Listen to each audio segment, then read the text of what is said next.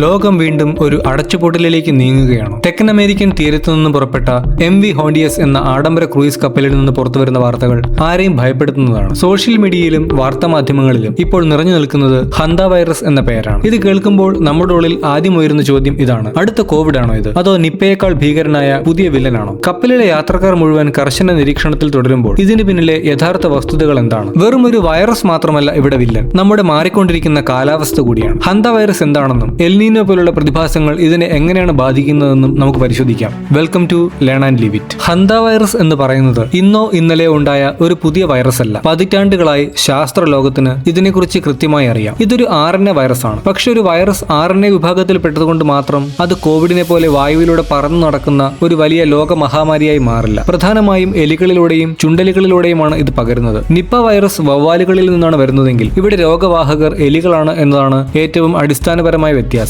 എന്നാൽ ഇതിൽ അതിശയകരമായ മറ്റൊരു കാര്യമുണ്ട്. ഈ വൈറസ് ഇത്രയും പഴയതാണെങ്കിലും വായുവിലൂടെ പടരില്ലെങ്കിലും എങ്ങനെയാണ് ആ ക്രൂയിസ് കപ്പലിൽ ആളുകൾ പെട്ടെന്ന് മരിച്ചു വീണത്? ഇവിടെയാണ് കാര്യങ്ങൾ മാറി മറിയുന്നത്. ഈ മരണങ്ങൾക്ക് പിന്നിൽ പ്രവർത്തിച്ചത് സാധാരണ ഹന്ത വൈറസ് അല്ല, ആന്റി സ്ട്രെയിൻ എന്ന വകഭേദമാണ്. തെക്കേ അമേരിക്കയിൽ മാത്രം കണ്ടുവരുന്ന ഈ പ്രത്യേക തരം വൈറസാണ് ഇപ്പോൾ കപ്പലിനെ ഒരു മരണക്കിണിയാക്കി മാറ്റിയത്. സാധാരണഗതിയിൽ ലോകത്തുള്ള മറ്റ് ഹന്ത വൈറസുകൾ മനുഷ്യരിൽ നിന്ന് മനുഷ്യരിലേക്ക് പടരാറില്ല. എന്നാൽ ആന്റി സ്ട്രെയിനിന്റെ കഥ അതല്ല. മനുഷ്യരിൽ നിന്ന് മനുഷ്യരിലേക്ക് നേരിട്ട് പടരാൻ കഴിവുള്ള ലോകത്തിലെ ഏക ഹന്ത വൈറസ് വകഭേദമാണിത്. കപ്പൽ പോലെയുള്ള വായുസഞ്ചാരം കുറഞ്ഞ അടഞ്ഞ ഇടങ്ങളിൽ ആളുകൾ തമ്മിലുള്ള വളരെ അടുത്ത സമ്പർക്കവും ശരീരസ്രവങ്ങളും ഇതിന്റെ വ്യാപനത്തിന് ആക്കം കൂട്ടി. എന്തുകൊണ്ടാണ് ഈ ആന്റീസ് വകഭേദം അപകടകാരിയാകുന്നത്? ഇതിന്റെ ലക്ഷണങ്ങൾ പെട്ടെന്ന് പുറത്തു വരില്ല. വൈറസ് ശരീരത്തിൽ പ്രവേശിച്ച് 1 മുതൽ 8 ആഴ്ചകൾ വരെ കഴിഞ്ഞാകും രോഗം പ്രകടമാകുക. ഇതിനെ ഇൻക്യുബേഷൻ പീരീഡ് എന്ന് വിളിക്കുന്നു. തുടക്കത്തിൽ ചെറിയ പനി, പേശിവേദന, തലവേദന തുടങ്ങിയ വളരെ സാധാരണമായ ഫ്ലൂ ലക്ഷണങ്ങൾ മാത്രമാണ് രോഗിയിൽ കാണുക. എന്നാൽ ക്രമേണ ഈ വൈറസ് ആക്രമിക്കുന്നത് നമ്മുടെ ശ്വാസകോശത്തെയാണ്. മെഡിക്കൽ സയൻസിൽ ഇതിനെ ഹന്ത വൈറസ് പൾമണറി സിൻഡ്രോം എന്ന് വിളിക്കുന്നു. ഇതിനെ ചെറുക്കാൻ കൃത്യമായ മരുന്നുകളോ വാക്സിനുകളോ ഇന്ന് നിലവിലില്ല എന്നതും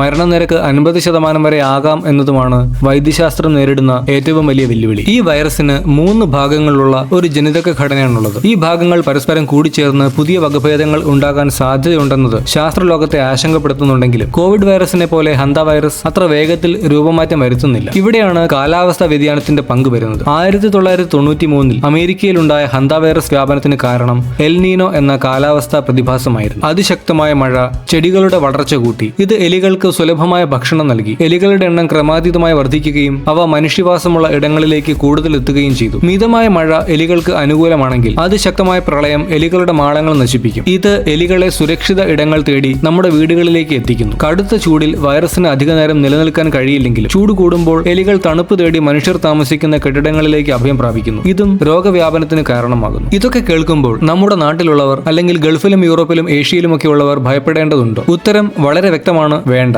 കേരളത്തിലോ ഇന്ത്യയിലോ യൂറോപ്പിലോ ഒന്നും തന്നെ മനുഷ്യനിൽ നിന്ന് മനുഷ്യനിലേക്ക് പടരുന്ന ഈ ആന്റീസ് വകഭേദത്തിന്റെ സാന്നിധ്യം ഇതുവരെ റിപ്പോർട്ട് ചെയ്യപ്പെട്ടിട്ടില്ല. ഇത്തരം രാജ്യങ്ങളിൽ സാധാരണയായി കാണപ്പെടുന്ന ഹന്ത വൈറസുകൾ കിഡ്നിയെ ബാധിക്കുന്നവയാണ്. അവയൊന്നും തന്നെ ഒരു മനുഷ്യനിൽ നിന്ന് മറ്റൊരു മനുഷ്യനിലേക്ക് പകരുകയുമില്ല. ലോകാരോഗ്യ സംഘടനയുടെ ഔദ്യോഗിക വിലയിരുത്തൽ പ്രകാരം ഈ വൈറസ് നിലവിൽ ലോകത്തിന് വലിയൊരു ഭീഷണിയല്ല. ഇതിന്റെ അപകട സാധ്യത വളരെ കുറവാണ്. എങ്കിലും ദക്ഷിണ അമേരിക്കയിലേക്ക് യാത്ര ചെയ്യുന്നവരും എലികളുമായി നേരിട്ട് സമ്പർക്കം വരാൻ സാധ്യതയുള്ളവരും ശ്രദ്ധിക്കേണ്ടതുണ്ട്. കർഷകർ, പഴയ വെയർഹൌസുകളിലും ഗോഡൌണുകളിലും ജോലി ചെയ്യുന്നവർ, വായുസഞ്ചാരമില്ലാത്ത പൊടി പിടിച്ച മുറികൾ വൃത്തിയാക്കുന്നവരൊക്കെ പ്രത്യേകം ജാഗ്രത പാലിക്കണം. എലികളുടെ വിസർജ്യങ്ങളോ ഉമിനീരോ കലർന്ന പൊടി ശ്വസിക്കുന്നതിലൂടെയാണ് ഈ വൈറസ് പ്രധാനമായും മനുഷ്യ ശരീരത്തിൽ എത്തുന്നത്. അതിനാൽ അത്തരം സാഹചര്യങ്ങളിൽ ജോലി ചെയ്യുമ്പോൾ നിർബന്ധമായും മാസ്ക് ധരിക്കുക, ആഹാര സാധനങ്ങൾ എലികൾക്ക് കിട്ടാത്ത വിധം സുരക്ഷിതമായി അടച്ചുവെക്കുക തുടങ്ങിയ വളരെ ലളിതമായ കാര്യങ്ങളിലൂടെ ഈ ഭീഷണിയെ നമുക്ക് പൂർണ്ണമായും ഇല്ലാതാക്കാം. ഈ വിവരങ്ങൾ നിങ്ങൾക്ക് ഉപകാരപ്പെട്ടു എന്ന് കരുതുന്നു. ഈ വീഡിയോ നിങ്ങളുടെ പ്രിയപ്പെട്ടവർക്കും പങ്കുവയ്ക്കുക. Learn and leave it channel subscribe ചെയ്യാൻ മറക്കരുത്. മറ്റൊരു ഇൻട്രസ്റ്റിംഗ് വീഡിയോയുമായി വീണ്ടും കാണാം.